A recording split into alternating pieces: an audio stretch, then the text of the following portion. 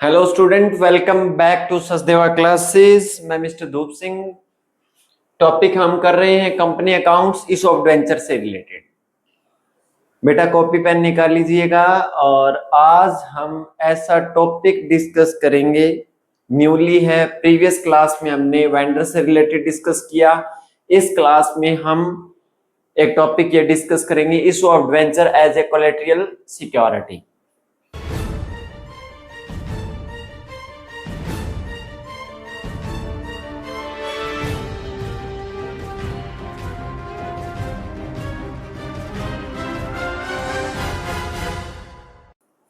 सबसे पहले हम इस बात को समझेंगे कि कोलेटरल सिक्योरिटी का मीनिंग क्या होता है। तो लेट्स वी स्टार्ट। टॉपिक ये रहेगा, issue of debenture as a collateral security. इसमें हम फर्स्ट ऑफ ऑल इस बात को समझेंगे कि बेटा कोलेटरल सिक्योरिटी क्या होती है, कोलेटरल सिक्योरिटी का मीनिंग क्या होता है और उनको डिवेंचर क्यों इशू करते हैं, मामला क्या है, इस बारे में मैं आपको हल्का सा पहले डिस्कस करता हूं।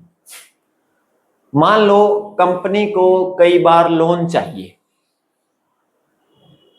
तो कंपनी बैंक से लोन लेती है या किसी और पार्टी से कंपनी बैंक लोन लेती है।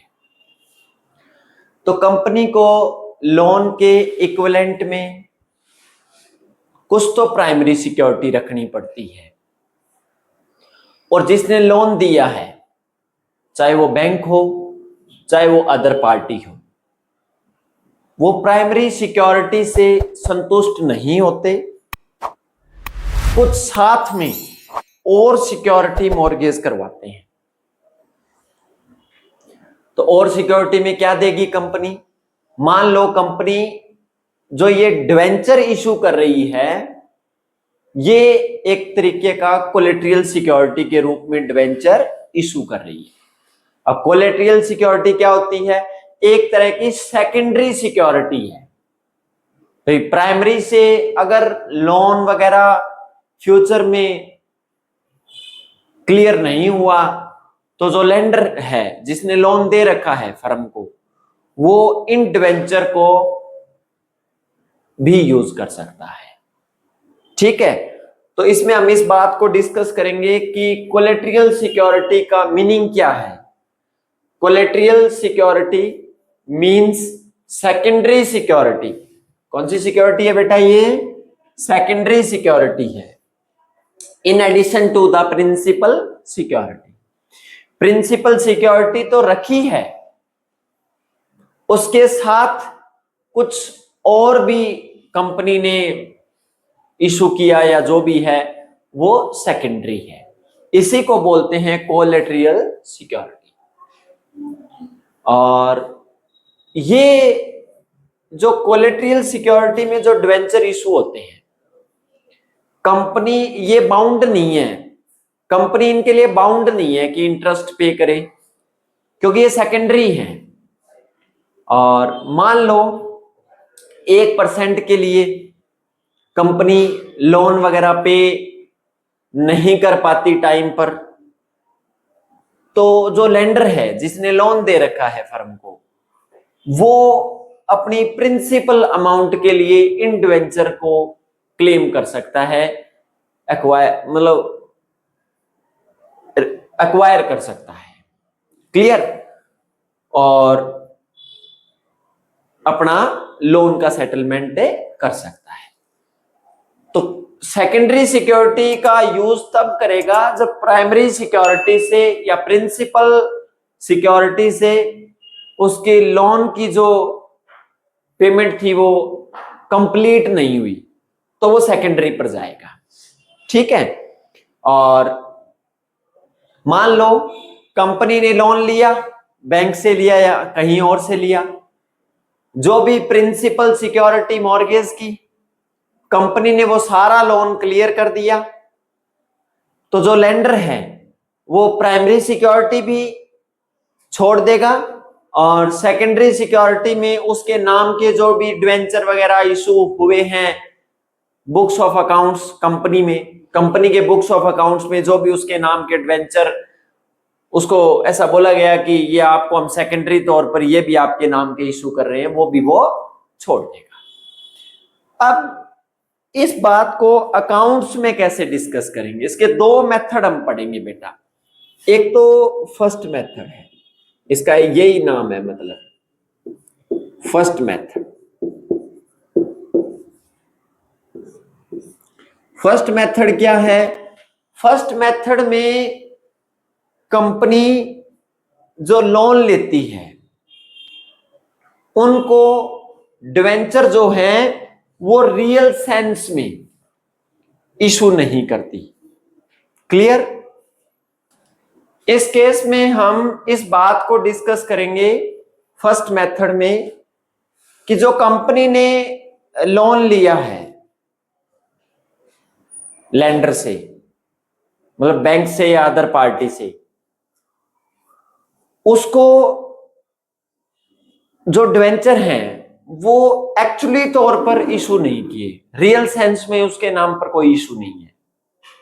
ठीक है, वो ऐसा बोला गया कि ये जो डिवेंचर है एज ए कोलेटरल सिक्योरिटी के रूप में आपको इशू है, तो जस्ट ओनली लोन की एंट्री करेंगे। तो जब लोन की एंट्री करेंगे तो ये हो जाएगा आपके लिए बैंक अकाउंट। लोन लेंगे तो बैंक से पैसा आएगा कंपनी के पास, bank account debit to bank loan, ये बेटा आपकी एंट्री हो जाएगी।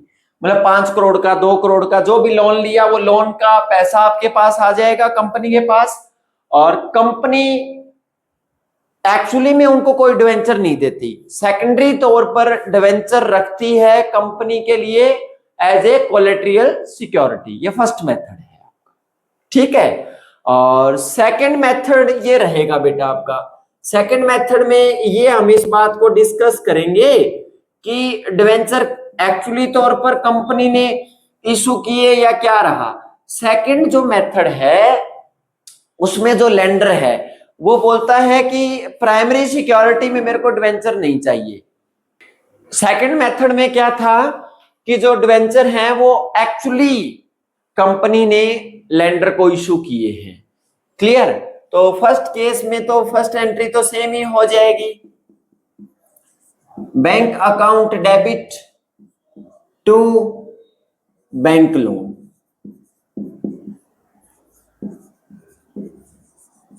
ठीक है, और सेकंड एंट्री में क्या हम पढ़ेंगे?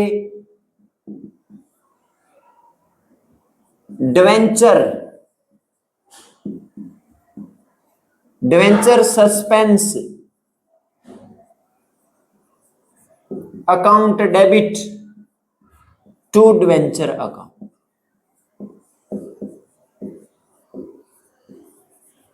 इसमें जो डिवेंचर है बेटा वो एक्चुअली में कंपनी इशू करती है। जिस पार्टी से लोन लिया उस पार्टी के नेम से वो डिवेंचर जो है एज ए कोलेटरल सिक्योरिटी के रूप में इशू हुए हैं।